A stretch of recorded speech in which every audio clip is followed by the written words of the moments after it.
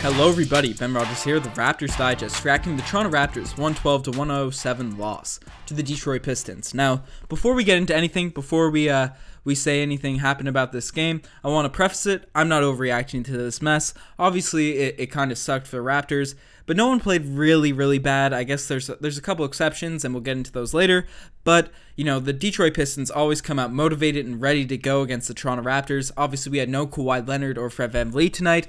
We had a big emotional win against the Celtics a couple days ago, and I could really see the Raptors not really come out full 100% for this one. Obviously, some players played really well, but defensively, everyone wasn't all there, and we had stretches where we went on runs, and it looked like we were going to take over this game, but the Pistons came back fighting, and unfortunately, we couldn't close it out at the end. Obviously, we didn't have our main closer, Kawhi Leonard, but regardless, you know, there's a lot of things that happened in this game, and, you know, first thing that we got to talk about, we'll start with a positive, Kyle Lowry. Kyle Lowry, he was absolutely amazing tonight. A season-high 35 points, 5 assists, 7 rebounds.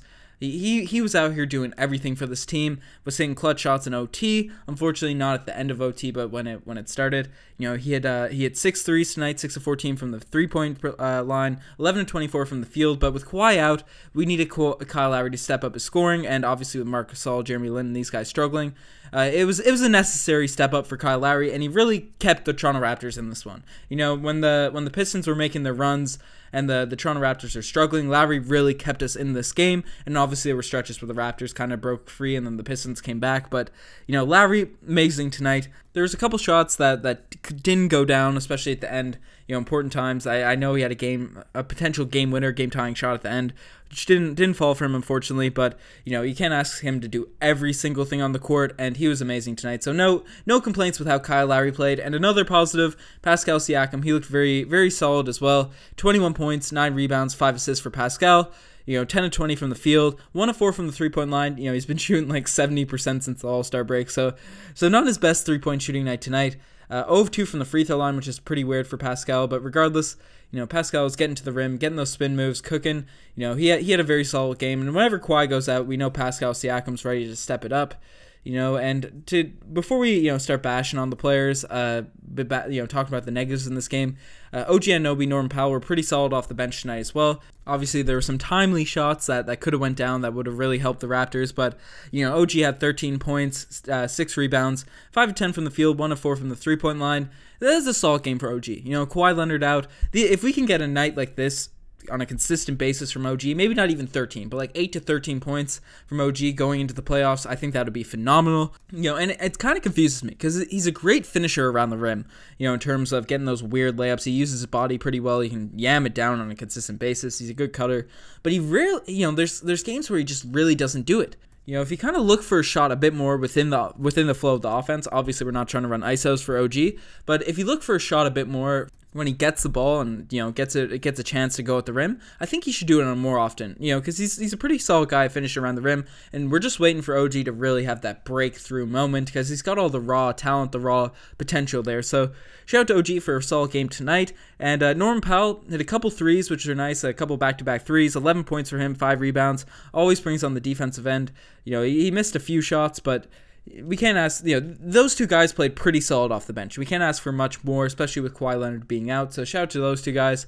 But the Toronto Raptors lost. They lost this game in OT. You know, I mentioned it. The Pistons played really well. Andre Drummond was a beast on the board. 17 rebounds. 15 points. A plus 27 for the game for Andre Drummond. No one really could contain him down low in the paint.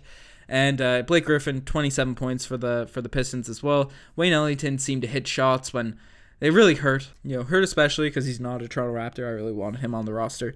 And Reggie Jackson, absolutely, he killed it tonight. He was hitting shots that, again, were timely. You know, made the Pistons go on a bunch of runs. And he 8 of 14 from the field, 19 points, 4 assists, 3 rebounds. Look, he's playing like he deserved the contract that he has. Obviously, on a night-to-night basis, that's rarely the case, but you know, Reggie Jackson was really out here trying to finesse the Raptors. And it's unfortunate. It's unfortunate for this Toronto Raptors team. The defense wasn't all there tonight. It wasn't very great. But the Pistons did play well. I want to give them credit before we trash our players. But yeah, first things first, Marc Gasol. He was in the starting unit. You know, he had that phenomenal game against the Celtics, played the ideal game of basketball that we want from our center position, showed why we made the trade in that game. And tonight, he proved the haters right. He proved them wrong in the Celtics game tonight. It kind of sparked the fear of what the trade happened and the naysayers, so to speak. 13 points, 5 assists, 8 rebounds. Not an awful stat line, but if you watch this game, he missed a lot of just bunnies. He missed bunnies around the rim. His mid-range jump shot really wasn't looking good tonight. He hit 1 3, I believe. Yes, 1 3 for Marc Gasol, but Marc Gasol is a shooter. He's developed his game the past couple seasons to turn his game to more of a stretch 5, and that's why we traded for him. A guy that can stretch the floor. He did a pretty good job at facilitating, at the center position tonight. Passing the ball. Obviously, 5 assists is great for a big man, but we wanted the facilitating and the 3-point shooting, the ability to stretch the floor, and he hasn't really had it on a consistent basis. There's nights, and maybe it's the lack of comfort of not playing in Memphis. I don't know what it is, but when you look at him, it looks like his shot's just kind of broken at times. It looks like he's just kind of thrown it at the rim. For people that play ball, if you don't shoot for you don't touch a basketball for 3 months and then you just go into a gym and you start shooting. That's what it looks like. It looks like Marc Gasol is shooting like that. Your form doesn't look bad, but it's a bit hitchy. It's a bit stiff, uptight.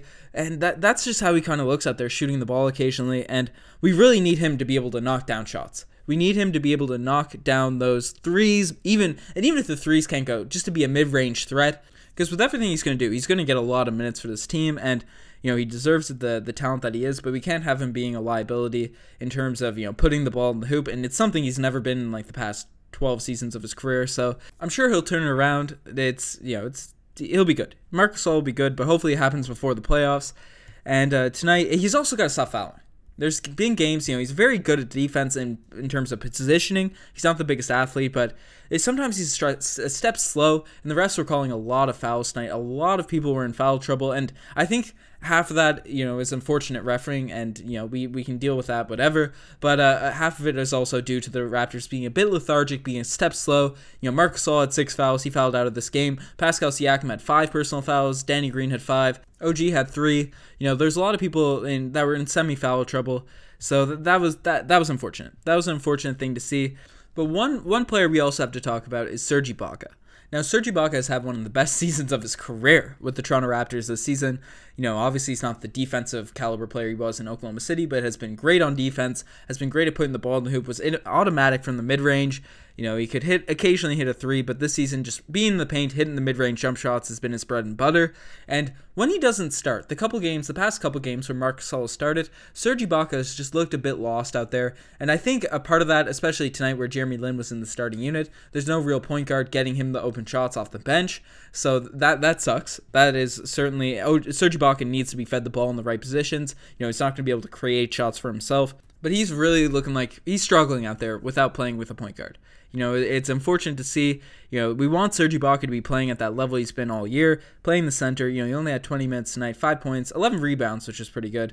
But Serge Ibaka's got to be out there to get buckets. That's what he does. He doesn't really do too much else on the offensive end. He can kind of be a threat like a stretch 5. You don't really want him shooting too many threes, but at least he's a threat to space the floor. But regardless, on the offensive end, obviously he brings on defense, but on the offensive end, he's there to get buckets. He's not going to facilitate for anyone else like Marc Gasol will. He's a decent screen setter, but Serge Ibaka, he's a scorer first. And you heard the debate that Riker and I had, and if you hadn't, definitely check out that video.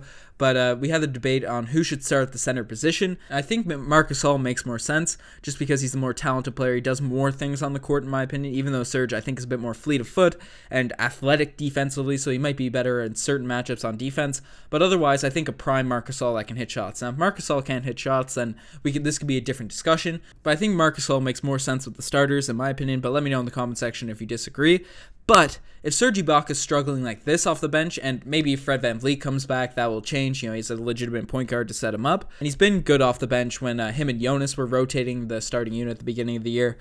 So, but if Serge Ibaka continues to struggle in his moments off the bench, then maybe it's just better off to have him start, have him more comfortable, the way he was playing at the beginning of the year. And we might sacrifice a little bit from Marc Gasol's game, but he seemed to be pretty solid off the bench as well. So that's certainly going to be something to look at moving forward.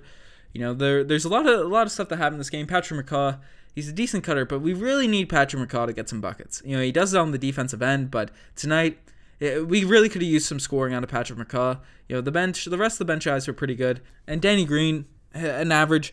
Danny Green doesn't have awful games. From what I've seen of him this season, there's very few games where he's just like 0 for 6 or some weird awful numbers like that. But this is one of the worser Danny Green games. He still gets you 2 threes, but not much else out there. He had a couple steals. He's pretty solid defensively, but obviously was fouling a bunch. 6 points for him, 2 rebounds.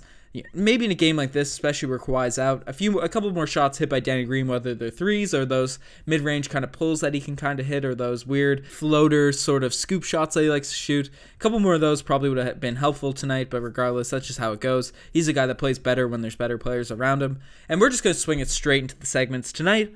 The Kawhi you do him like that play of the day, it's got to go to Kyle Lowry's dagger threes. He hit a bunch of shots that were very timely for the Toronto Raptors. It was very reminiscent of prime Kyle Lowry, like 2016, when the Toronto Raptors needed a shot, when they needed something going, especially during the middle of the game. Kyle Lowry got it. He sparked a bunch of runs, and I don't want to choose one, but I got to give a shout out to Kyle Lowry and all those shots that he was hitting.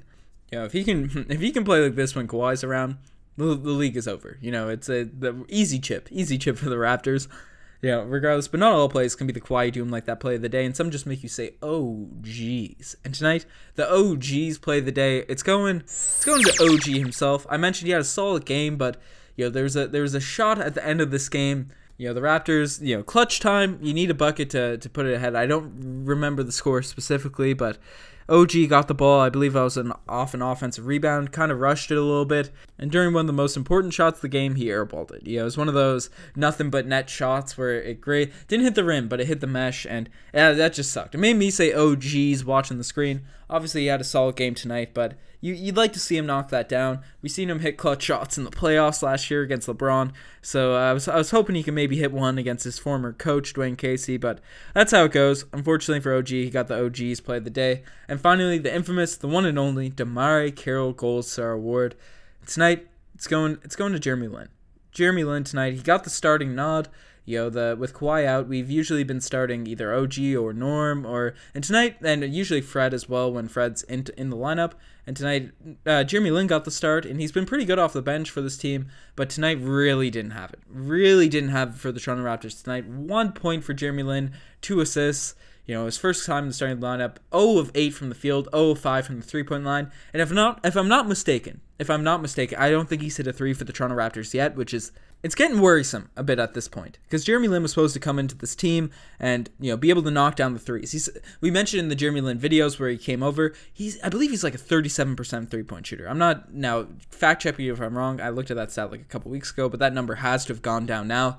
And it seems like every box score, even the games he plays well, he's 0 of something. He's 0 of something from the three-point line, 0 of 5, 0 of 2, 0 of 3. And we really need him to knock down those threes. He's great at slashing. He's great at those little mid-range kind of step-back fades. But if he's not hitting threes in the playoffs, he's going to be a liability. And he's such a talented player. He can do so much other stuff on the court. For him to lose minutes and lose value by just not being able to hit shots that he's been hitting his whole career, that would be super unfortunate for the Toronto Raptors and him himself. So hopefully he gets his 3-ball turned around. But tonight really didn't have it with the starting unit. But I'm sure it's just a slump. I'm sure it's something he's going to get out of, because he's like Marc Gasol. In the case of Marc Gasol, it's something he's done for like the past, Jeremy Lin even longer. He's always been a solid 3-point shooter. I think there's just going to be a game where he knocks down a couple, 3, 4, something like that, and then he'll be good for the rest of the year. We're just waiting for that game, but hopefully it's no GoDaddy curse or something like that. It's the Toronto Raptors wings for the Toronto Raptors. It seemed like something that was hopefully going to be something of the past, but honestly, with CJ, it happened this year. Norm, it happened last year. DeMarre Carroll, it happened in the past. Obviously, this is DeMarre Carroll Gold Star Award. Terrence Ross is super inconsistent for this team. You can throw it back to Hedo Turkoglu when he was on the roster. He couldn't hit a shot, so hopefully Jeremy Lin doesn't have this curse. We gotta pray that Jeremy Lin doesn't have this curse. Regardless, I think he's such a veteran, savvy player. Him and Gasol will get out of it. I think we're really missing Fred VanVleet right now. In games where Marc Gasol is starting and Serge Ibaka needs someone that's able to set him up, Jeremy Lin does a great job in the pick and roll, but I think Fred VanVleet is a team. He can run an offense. He can really run a team and get the ball to the people that are needed. There's games where he over dribbles a little bit, but I think with him and Lin, obviously Lin in the starting unit tonight, so there wasn't any real point guards unless you count Patrick McCaw as a real point guard, which he was in high school, but not now. But I think Fred VanVleet would have really helped tonight, and obviously our boy Kawhi would It would have been nice to have Kawhi tonight, but there's been a lot of people I see on Twitter, Reddit, people kind of hating on Kawhi for resting these games. And obviously, it sucks. We want to see Kawhi Leonard play, but he's waiting for the playoffs. He's waiting for the big games. The Celtics and the Rockets. We have a Rockets game coming up. I think the team is probably looking forward to that a little bit. But for something, and I won't debate, if it's right or wrong that he should be resting, so many games. Obviously, he did have that injury all last season. There's load management and all that. But I think where Raptors fans can agree. If you like the resting and you like just the focus towards the playoffs, or you hate it and you think he should play it every game, I think we can come to a collective agreement about this game, where it was smart to rest Kawhi Leonard, as obviously Zaza Pachulia was on the roster, and he's the guy that initially hurt Kawhi Leonard. And Dwayne Casey, great coach, great guy. We loved him as a Toronto Raptors coach, even though it was probably time for change after a while. The debate of the firing, people that listen to the pod, especially last season, know that we gave a lot of credit to Dwayne Casey and everything that he's done, all that sort of stuff. But maybe Zaza kind of frustrated that the Raptors let Kawhi go. Maybe he'd try and do more for his team and really try to lock down Kawhi and do something similar to what happened in that Golden State Spurs series a couple years back for the coach, for something. I think it was smart to just avoid any possible sketchy situations when it comes to Zaza Pachulia and Kawhi Leonard, and maybe some motivating thing for Dwayne Casey with the Pistons that go at Kawhi Leonard. So anything like that. We just leave it to the side. Obviously this is a bit of a meme, and I'm sure Zaza isn't trying to injure people, but he's a galoot, and he has done in the past. So tonight probably wasn't the game for Kawhi Leonard to play. I think everyone can agree. Let's make sure he's healthy and get the Kawhi injurers away from him as much as possible. Anyways, this game was a bit unfortunate that we lost, but we were still in it.